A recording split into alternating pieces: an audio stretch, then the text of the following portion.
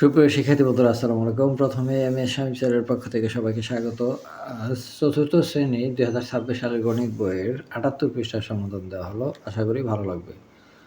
তো ৭৮ পৃষ্ঠার ৬ নম্বর একটা অঙ্ক দেওয়া আছে যে গিয়াস সাহেবের ৫,৫০০ টাকা ছিল। সেখান থেকে তিনি ১৫০০ টাকা নিজের জন্য রেখে বাকি টাকা ২ সন্তানকে সমানভাবে ভাগ করে দিলেন। তাহলে প্রত্যেক সন্তানকে তার মা আরও ১৮০০ টাকা করে দিলে তাদের প্রত্যেকের কত টাকা করে হলো? তো প্রথমেই ৫,৫০০ টাকা থেকে ১৫০০ টাকা নিজের জন্য রাখছে, ওটা বাদ দিতে হবে। বাদ দিলে থাকবো ৪,০০০ টাকা। ওই ৪,০০০ টাকা ২ ভাগ করলে হয় ২,০০০ টাকা। তো তার মা প্রত্যেকের আবার ১৮০০ টাকা করে টাকা দিছে। তাহলে ২,০০০ আর হলো ১৮০০, ১,৮০০। তাহলে কেউ ৩,৮০০ টাকা করে একেকজনে পাবে। তো এই অঙ্কটা আমরা এভাবে সমাধান করি যে প্রথমে ছিল ৫,৫০০ টাকা। এখান থেকে ১৫০০ টাকা নিজের জন্য রাখছে, তাহলে ১৫০০ টাকা নিজের জন্য আগে রাইখে নেই।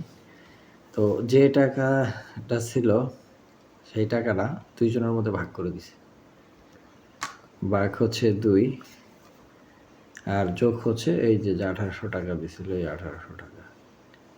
এটা হচ্ছে এক সন্তান, অর্থাৎ এখানে বলছে যে প্রত্যেকের কত টাকা করে হবে। তো এক সন্তান বেরোলে তার একজন এটা বেরিয়ে যাবে। তো এখানে এখন ৫,৫০০ থেকে ১৫০০ যদি ভাগ দেয় থাকে হলো ৪,০০০ টাকা, ভাগ ২ যোগ ১৮০০। তো ৪,০০০ টাকার ২ ভাগ দিলে এখানে হয় ২,০০০ যোগ হচ্ছে ১৮০০। তো এই ২ আর একে ৩, ৩,৮০০ টাকা। তাহলে প্রত্যেকে টাকা পায় ৩,৮০০ টাকা করে হবে। ৭ নম্বর, ঘূর্ণিঝড়ে ক্ষতিগ্রস্ত পরিবারকে সাহায্য করার জন্য ১৮৫টি পরিবারের নিকট থেকে ২৫০ টাকা করে তোলা হলো। তো ১০ এবং ১০,০০০ টাকা সরকারি অনুদান পাওয়া গেল। মোট টাকা ৩০টি পরিবারের মধ্যে সমানভাবে ভাগ করে দিলে প্রত্যেক পরিবার কত টাকা করে পাবে? স্পষ্ট যে পরিবার ছিল ১৮৫টি, পরিবারের নিকট থেকে ২৫০ টাকা করে চাঁদা তোলা হলো। তাহলে ১৮৫টি পরিবার আর চাঁদা তুলছে কত করে? ২৫০ টাকা করে। তাহলে টোটাল টাকা বের হলো। এবং সরকার থেকে দিছে আবার কত টাকা? এই ১০,০০০ টাকা। এই ১০,০০০ টাকা এটার সাথে যোগ হবে। তো ১০,০০০ টাকা যোগ করে টোটাল যে টাকাটা হবে সেটা ভাগ করে দিচ্ছে কয়টা পরিবারের মধ্যে?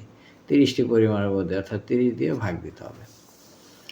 তো এখন এই দুইটা যদি আমরা গুণ করি তাহলে গুণফল হয় কত? যোগফল হয়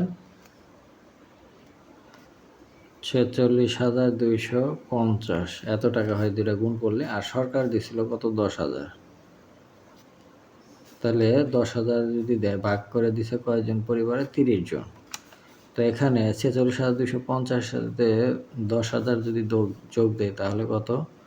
৫৬,২৫০। এটা ভাগ দিতে হবে ৩০ দ্বারা। তো ৩০ দ্বারা ভাগ দিলে হয় ১,৮৭৫ টাকা। তো প্রত্যেক পরিবার পাবে ১,৮৭৫। তো এই ৩০ দ্বারা আমরা ভাগটা এখানে এভাবে করে দেখতে পারি যে ৫,৬৫,২৫০। তো প্রথমে এই ৫৬৫ 56 মধ্যে একবার যায় ৩০, ৬, ২, ২৬ আর ২ কেটে নিয়ে আসলাম, ৮ বার যায় ৩ ৮ ২৪, ২৪০, ২, ২ ২২। আবার ৫ কেটে নিয়ে আসলাম, এর মধ্যে যায় ৭ বার, ৩ ৭ ২১, ৩ ৭ ২১ আর বিয়োগ করলে হয় ৫ আর ১ ১৫, শূন্য কেটে নিয়ে আসলাম। এখন ৫ বার, ৫ বার গেলে ১৫০, ভাগফল ০, অর্থাৎ ১৮,৭৭৫ টাকা প্রত্যেক পরিবার পাবে। এই ছিল ৭ নম্বরের সমাধান। এবার এখানে যে সংখ্যাগুলো, একটা রাশি দেওয়া আছে, রাশি দেওয়া গাণিতিক বাক্য দেওয়া আছে, গাণিতিক বাক্য দিয়ে গল্প তৈরি করতে বলছে। তো গল্পটা এরকমভাবে আমি সাজাইছি যে আমার কাছে ৩৬টি কলা আছে, তার মধ্য থেকে ১৮টি কলা আমি রেখে বাকি কলা ৩ জন ছাত্রকে দিলাম। প্রধান শিক্ষক আবার আরও ৬টি করে কলা প্রত্যেকে দিল। তার প্রত্যেকের কলার সংখ্যা কত হবে? তো আমরা ৩৬ থেকে ১৮ গেলে ১৮টা থাকে, ১৮টা ৩ ভাগ করলে ৬টা করে থাকে। তো 6টা করে প্রত্যেকে পাবে, আবার প্রধান শিক্ষক এসে 6টা দিল, তাহলে টোটাল প্রত্যেকে পাবে 12টা করে কলা। এরকম গল্পটা সাজানো হয়েছে। আবার পরে 4 নম্বর একটা আছে যে খালি ঘরের সংখ্যা বসে গাণিতিক বাক্য তৈরি করে গল্প লিখি। খালি ঘরের সংখ্যাগুলো এভাবে আমি বসাইছি যে 100 বিয়োগ 10 গুণ 4 ভাগ 4 সমান 15। এটা ক্যালকুলেশন করলে 15 হয়। এবং গল্পটা এরকম যে 10 টাকা করে 4টি খাতা কিনে দোকানিকে 100 টাকা দিলাম। 10 টাকা করে 4টা খাতা, 4 দশে 40, দোকানিরা 100 টাকা দিলাম। 100 টাকা দিলে দোকানি যেই টাকা ফেরত দিল তা 4 বন্ধু ভাগ করে নিলাম। তাহলে দোকানি ফেরত দিছে 40 টাকা রেখে 60 টাকা। 60 টাকা যদি 4 জনে ভাগ করে নেই, 4 15 60, এই 15 টাকা। প্রত্যেকে কত টাকা পেলাম? প্রত্যেকে 15 টাকা পেলাম। তো শিক্ষার্থী বন্ধুরা, আজ এই পর্যন্তই। দেখা হবে পরবর্তী পৃষ্ঠার ভিডিও নিয়ে। সে পর্যন্ত সবাই সুস্থ থাকবে। ধন্যবাদ সবাইকে।